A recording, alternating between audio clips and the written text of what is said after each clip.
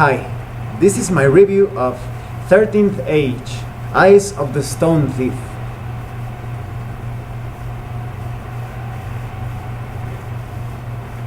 This is one of the greatest and most original high fantasy mega dungeons I've ever seen. This is a living mega dungeon. The Stone Thief is an intelligent entity that is basically eating up every part of the world. It's eating up cities, villages, temples, magical groves, and the dungeon is a she. She's hungry and she's constantly eating things and getting stronger and stronger.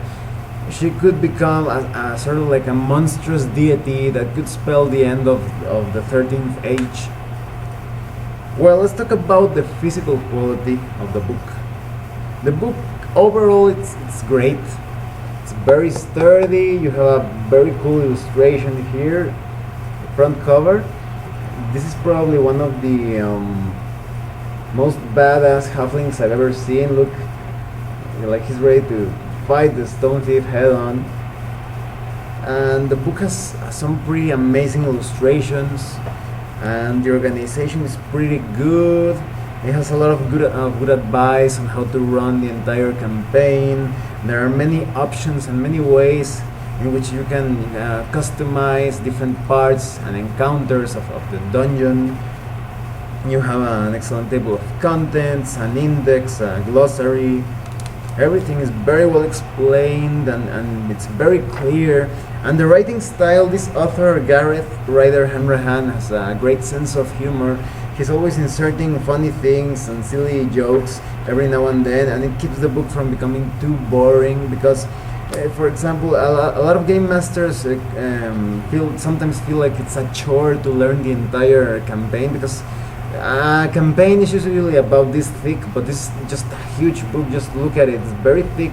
It's kind of like a core book, and because of the great writing style, it's very fun to read this book. And as I was telling you, there are a lot of parts where the author inserts some silly things that keep things entertaining. So, for example, let me read you a small part of it. Here he makes fun of some of the monsters that appear in this section, the craft houses. Okay. The guardians of the craft houses. The spherical chamber is guarded by thaume-aunts. These creatures are not magically talented elderly female relatives, but are magical echoes of malicious spells. The wizard in the party recognizes them as thaumic haunts, but the barbarian in the party tells him to shut up and start hitting them. So they're like silly jokes every now and then, making things a bit really entertaining to read the entire thing. However, I do have some nitpicks when it comes to certain parts of the book. Let's start with the cover. The cover is amazing. It's pretty good. And the back part of the book, the back side, you can see that it's like a mirror version of the cover, and that's where things start to look a bit weird, because as you can see, the halfling has a magical staff, and both ends of the staff of the mirror version and the front version, they kind of like fuse off or fade in together in this part, and it looks a bit weird. And now, as you can see, this halfling, well, to me at least this halfling kind of looks like the poster boy of the campaign, and you can see that the halfling has a left peg leg. Well, there are a couple of illustrations inside where the halfling has a different peg leg. So, for example, here you have the peg leg on the right leg, and it should have been the left leg. And in this other illustration, where the halfling is being attacked by some sort of ice spell, you can see that he also has a right peg leg right there near the spiders.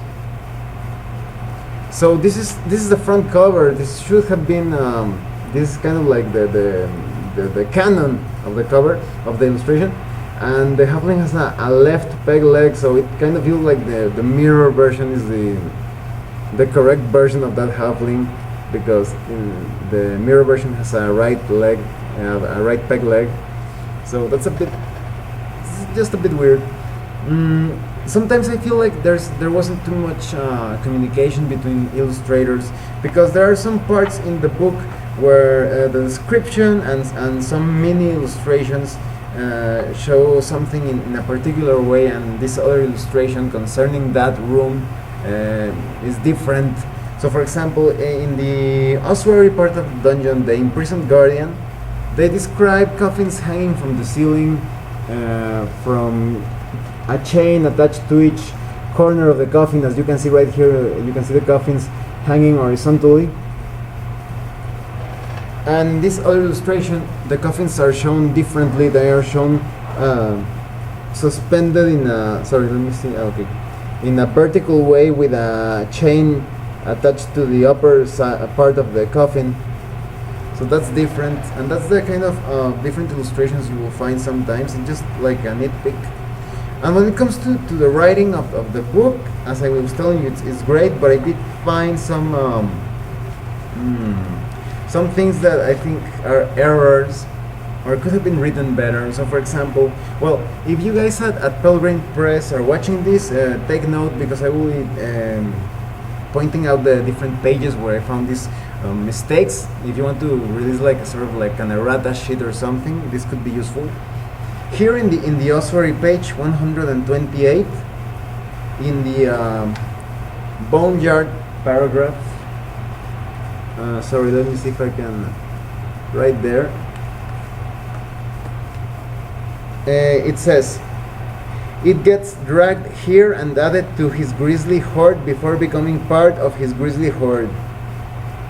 So that's too many grisly hordes now, like twice, and it sounds a bit weird. And now in this other part of the book, the Castle with Your Name on It, I think it's called, let me see, Castle with Your Name on It, page 159, in the treasure section, right here, it says, the saint offended another icon, and so the characters will have to fend, and it stops right there. Like there's an entire piece of the paragraph missing. And even though this is an optional way in which you can modify treasure here, it's still a bit disappointing that that part of the treasure is missing. Maybe they wanted to say something like the characters will have to fend off this monster or this threat, but it stops right there and you really don't know what they were trying to say. Now there's another part in the maddening stare, in the Stairs of the Dreamer, page 202, it says, right here in this paragraph, it says, and that is it therefore the duty of all beings of power to hasten the passage of the world. But I think it should have been, and that it is therefore, instead of, and that is it therefore. So you might want to check that out. And finally, near the last part of the book, when here is the False Thief, page 276, it says, the living dungeon wears 1,000 stolen masks. I don't know if that's sort of like an exaggeration or if it's a mistake. I think it should have been wears 1,000 stolen masks, but well, it's just I just thought that I should point it out. But that's basically it in concerning things that I think were mistakes. I also think I found some missing letters in a few parts, but these are the major errors. Now let's talk about the contents of the book. Now I think that some 13th age players could think that, be a bit worried that the icons aren't going to have a very strong presence in this campaign, but that's not true, basically because of two things. First of all, the characters aren't going to be inside the dungeon all the time. They're going to go out and have adventures outside the dungeon, and there are many things inside the dungeon: NPCs, traps, hazards, treasure, enemies that are related to the icons. So there will be many ways in which your relationship with a particular icon could spell out a success or success or failure of an encounter or of the entire campaign. So I'm really satisfied with the way they handled icons with this campaign. You never feel like the dungeon is disconnected from the outside world and from the power plays and politics of the icons. And the book has a lot of information on how to customize. I was telling you, customize everything, every encounter, every enemy. Everything can be adapted to your players. If your players are a bit higher in levels of power or a bit lower, you have many tables and ways in which you can modify each fight. So for example, this is one of the tables that show how you can modify this fight with different numbers of enemies according to the level of your characters of the party. So that's pretty handy. Now the basic premise of the campaign is this: the Stone Thief is a very ancient living mega dungeon that is just eating things up and getting stronger and stronger, eating places of power and magic, just magic items, different temples, groves, cities, and getting stronger by the minute. And there's an evil cult controlling this, guiding the Stone Thief from within, because the Stone Thief is actually blind.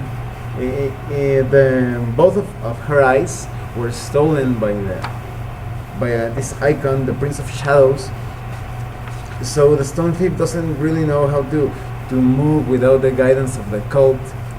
And the cult is, of course, trying to use the power of the dungeon for themselves. They kind of like wanted the dungeon to evolve into a sort of like a monstrous deity with them at the top, controlling everything. And the dungeon is also intelligent, as I was telling you, and it holds grudges. Once the player characters start entering into the dungeon and messing things up, the dungeon is going to look for ways to attack them, to take what they treasure, to eat maybe their favorite villages and cities. There's actually an entire section detailing and like talking about the psychology of the Stone Thief, on how it's going to pursue the character. So you have a mega dungeon that isn't just a dangerous place, it's actually the main villain of the story. And you have a lot of information about different traps and obstacles, about the submergence die, which is basically a measure of when the dungeon is going to go back underground, because this dungeon feels like a shark or like a giant worm, as you can see it in the cover, but just really huge, because it has dungeons. This mega dungeon has dungeons within. It feels like a dungeon within a dungeon. And the Stone Thief is going to come out and eat cities and towns and whatever. And then after she finishes her meal, she's going to go back underground. And if the characters are inside the Stone Thief when she does that, they could get killed, they could get squashed, constricted between because the Stone Thief is going to flex around, and parts of it are going just to contract, and it's going to squish the characters. There are some safe places within the dungeon, but they are few in comparison of the entire mega dungeon. So it's quite dangerous to stay inside the dungeon. The characters are going to feel a bit claustrophobic. That I don't know if they can push their luck further, going deeper and deeper into the dungeon, because they're going to be like, oh no, what if the dungeon is suddenly submerging again and we're going to be trapped inside of it. And the dungeon is constantly discarding parts of it that it doesn't use anymore. Maybe the mega dungeon swallowed, I don't know, a huge stone labyrinth, and the dungeon decides that labyrinth isn't useful or powerful for digestion. And the mega dungeon, the stone thief decides to just cast it away while being underground, and if a player character is inside that piece of dungeon that is being discarded, it's going to end up, the character is going to end up trapped underground in a stony vault, and maybe with a few enemies. So there are a lot of ways in which a character can die in this dungeon. Another very cool thing is that usually with mega dungeons, the player characters don't want to go too deep into them, because they know that enemies and traps get stronger and stronger by the minute, and by the progression into the dungeon. However, the stone thief, as I was telling you, every encounter, it can be customized according to the character's level. So even though there is going to be progressively harder encounters, they won't be as lethal as in other dungeons. So the characters can push their luck and take shortcuts and try different things, because there's really not a fixed structure. Let me show you this diagram right here. This is a diagram with all of the dungeon levels, and it changes according to the stone thief's whim. So for example, maybe a level that was really close to the entrance of the dungeon, which is the maw, or the kind of like the mouth of the dungeon, sometimes that place could be very far away at times, sometimes it's closer, or sometimes it's not there because the dungeon decided it's not a useful part and it just casts that part away. So the player characters are going to feel like they were walking inside a creature of chaos, and that's pretty cool. Now let's talk about a bit about the different levels within the stone dungeon. Well, first we have the maw. The maw is basically the mouth of the stone thief, and this is the part that it uses to devour cities and towns and everything. This is a map of the maw. And you can see right there that that part in the middle, like it's kind of like a sort of like a river that runs diagonally from left to right. It's actually all the buildings that the stone thief is eating, and it's going down into the stomach of the stone thief. This is an illustration of the maw opening up and swallowing some part of the world, and the characters are going to be sliding down that part to enter the stone thief. So it's actually very exciting when they first enter the dungeon. They're going to feel like they could die at the very start. If they aren't careful, they're going to fall into all those pieces of rubble and debris. And then you have the gauntlet. And the gauntlet, as said in a part of the book, is kind of like a welcoming mat, but filled with traps. There's a lot of their blades coming out of the wall. There's lava. There are a lot of different traps, and it could change with each time the characters enter there. There are monsters, actually a minotaur that seems like indestructible. You can see the minotaur right here.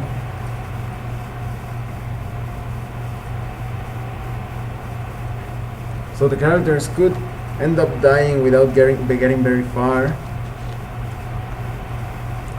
And then after the maw, after the gauntlet, you have the gizzard, and the gizzard feels like the stomach of the stone thief. It's where all the buildings, mountains, and everything the stone thief ate, and they end up there, and the stone thief starts to digest all those pieces. And there are going to be a lot of monsters and scavengers, because there are people living inside the stone thief, and they are trying to survive. And they go to the gizzard and see if they find some useful things. Orcs go into the gizzard and capture people and enslave them, the people that were inside the buildings that the stone thief decided to eat. So it's an entire ecosystem down there.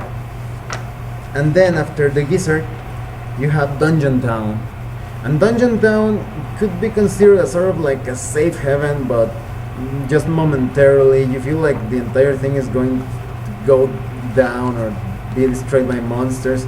Here you have an illustration of Dungeon Town getting attacked by all the different monsters within the Stone Thief. This guy right here fighting with the quarterstaff is the provost, and the provost, it could be an ally, but he's kind of like the ruler of Dungeon Down, but at the same time he rules with an iron fist. He's kind of like a disturbing hero, so it depends on the player characters if they get along with him or not. And then, oh, this illustration is pretty good. It's a library, kind of like a haunted or magical library down the Stone Thief.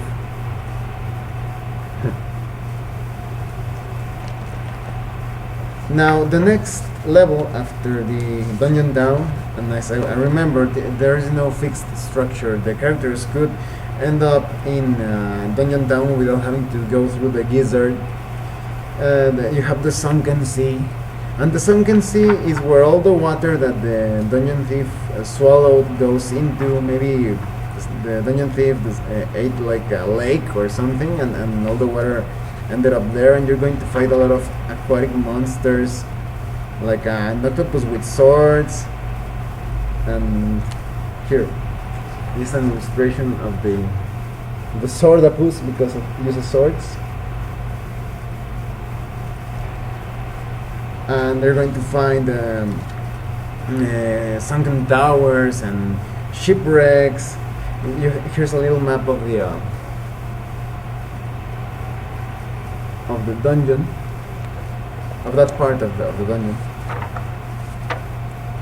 And after the Sunken Sea, you have the ossuary.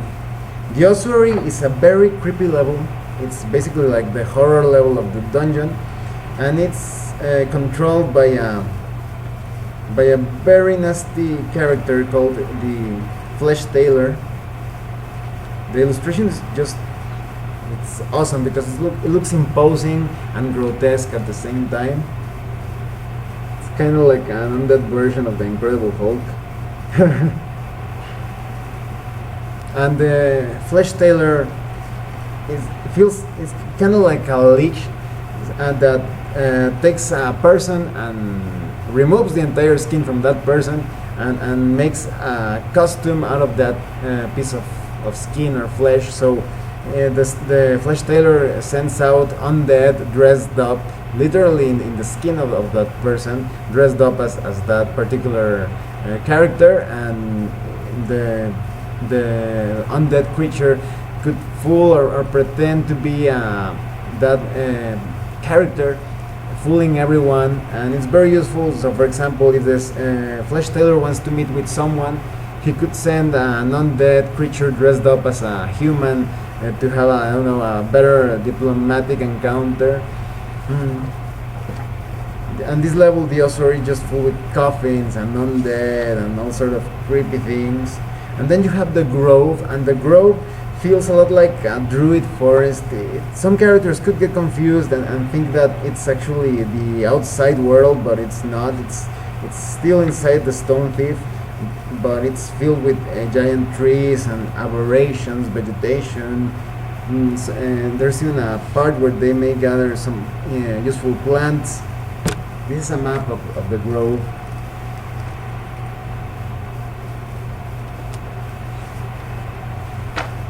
You also have some encounters every now and then that could be inserted into any dungeon level. That's very useful. You also have the Deep Keep, and Deep Keep is basically a level completely under the control of orcs. And surprisingly so, even though it's a level controlled by orcs, being diplomatic and stealthy is the best way to go through it, because there are many warlords. Let me show you this illustration.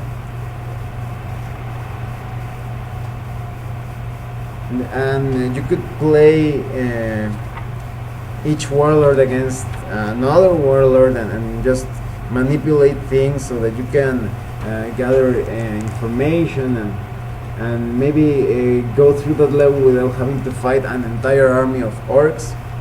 It's a very interesting level.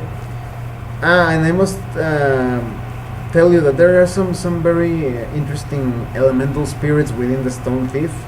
They are called the Custodians. Let me check that out. I think they were called the Custodians, but I forget their names. Yes, the custodians. Now the custodians are basically like stony faces that come out of the wall, and each one of them controls a specific part of the stone thief. They could work as allies. A few of them aren't that bad. Most of them are trying to find release from the stone thief, because they're kind of like the stone thief's lackeys. But a lot of them are quite treacherous, and their alliances could be a very fickle thing. Here's an illustration of one of the custodians. This is an underwater temple. So the player characters could be actively searching for a custodian of a particular level to see if they can get some information out of it, or if they can eliminate that custodian, so they have an easier time in that level. There's also the maddening stare, and the maddening stare is basically a very long stare that goes down deep, and it's filled with traps and monsters. There's even a gateway to hell within that maddening stare. There's also a dragon sleeping there, as you can see it right here.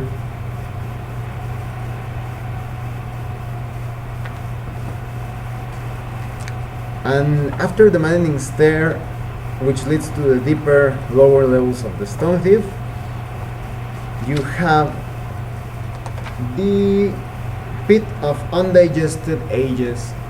And the pit of undigested ages is a very it has a very alien feel to it, because there are a lot of temples and places of power that feel like they were maybe millions of years old. Here's a map of them, and a lot of those places, the player characters aren't going to be sure how to interact with them, because they are from ages way beyond in the past. There's also, they also lead to a sort of like they lead to a sub level, which is Marble Hall, and Marble Hall is like an entire estate that was sold by the Stone Thief, and they could find allies and sanctuary there, but that depends on the character's relationship or diplomatic meeting with the witch that rules over that place. And then you have the Onyx Catacombs. The Onyx Catacombs is basically the hideout of this cult, that is the cult of the Devourer, that is manipulating or guiding the Stone Thief. And the toughest fight in the dungeon are going to be right there. The characters are going to face mummies and all sorts of magical traps, and the secret masters, they're kind of like the lords of this sect, and they're going to fight the champions of that cult. Just take a look at this huge guy over here. And if they get past that, they have a chance of entering the heart of the Stone Thief, and this is the place where the Stone Thief is at its most vulnerable. The characters could deal a lethal blow to the dungeon here, but it's not over. It's not as simple as that. There are many other ways in which the characters could defeat the Stone Thief by using rituals to enslave it or destroy it. There are also some weapons that they may use to paralyze the Stone Thief, so the Stone Thief isn't constantly going underground. There's also a weapon that could destroy the Stone Thief, and it feels like kind of like a whale chase, like Moby Dick. They're chasing the Stone Thief around, because as the characters go out of the dungeon to get supplies and other things, the Stone Thief is going to be traveling across the planet, and they will have to, the player characters are going to have to find a way to follow it, maybe riding dragons or some sort of magical vehicle, and finding ways to detect the Stone Thief before it eats something up.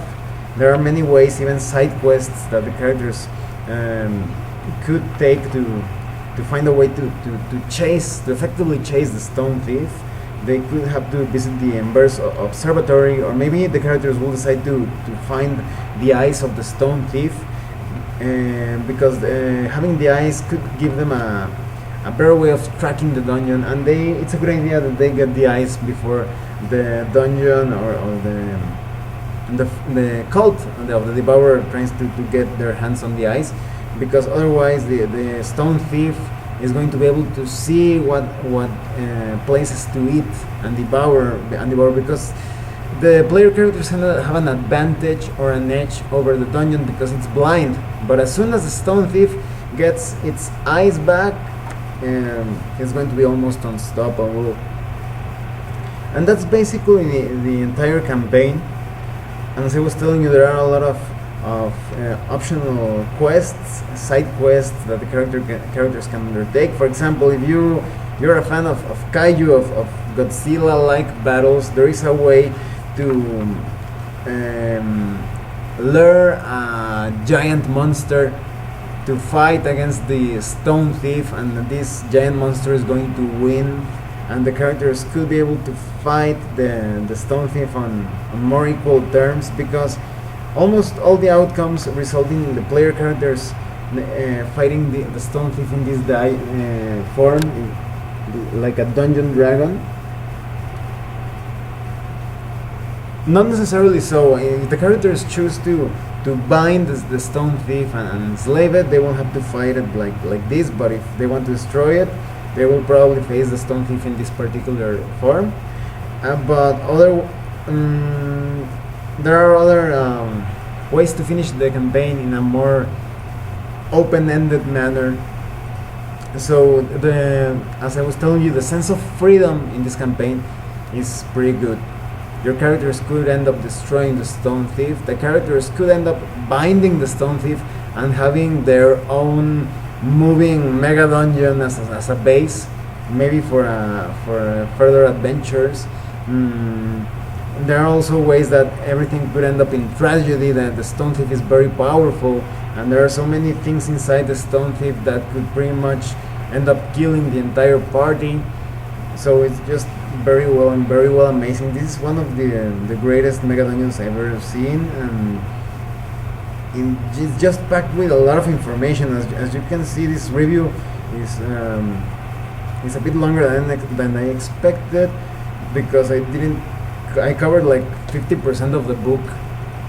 So I highly recommend this adventure. If you play the 13th Age, you should definitely buy the Eyes of the Stone Thief campaign. And even if you don't play the 13th Age, you should get it. If you like mega dungeons, you should get it. It's going to serve you as inspiration, and you will be able to convert different parts of the dungeon for your own adventures. And the way it combines character choice with icon relationships, with different backgrounds, there's just a lot. This is a huge campaign. I highly recommend it. So thanks for watching my review. If you have any comments or questions, please let me know. See you later.